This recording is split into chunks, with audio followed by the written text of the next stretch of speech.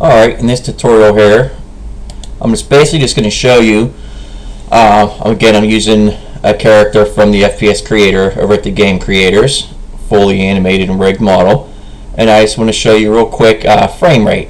So I'm going to go over here to Animation 1, and now we'll see in the animations, it's the property box. You get Animation 1, frames per second, the number of frames, all that, duration, looping. Alright, we're going to give this a little play and I'll show you how fast, at what speed it plays. And that's at the regular 20 frames per second. Now, if we do this, take him back.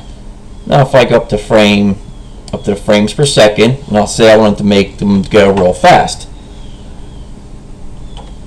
Now let's go to 60, enter. And now when I play it, look how fast he moves. Alright. That's at 60 frames per second. That would not be any good. This animation would not be good in 60 frames per second. We'll stop that. And let me go back up here to backspace. I'll go down to 5 frames per second. Enter. Let me give it a play. You'll see how slow he moves. So when you're doing things, say you're creating models for your game engine, you usually want to find that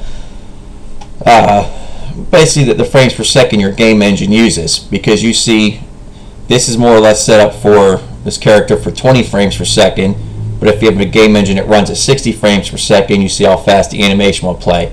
Or if it's set up for 5 frames per second, you see how slow it would play. So I just wanted to give a little quick here on just using the frames per second.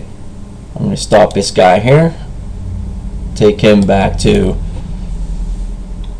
20, which looked like a good number. Click your play, and it looks pretty good. Alright guys, thanks for checking us out. You can also check out more of my free video tutorials at www.chaosbrosfilms.com. I'm glad you checked this out. Thanks for stopping by. And let me get out of here. I'm in Cam Studio. And stop.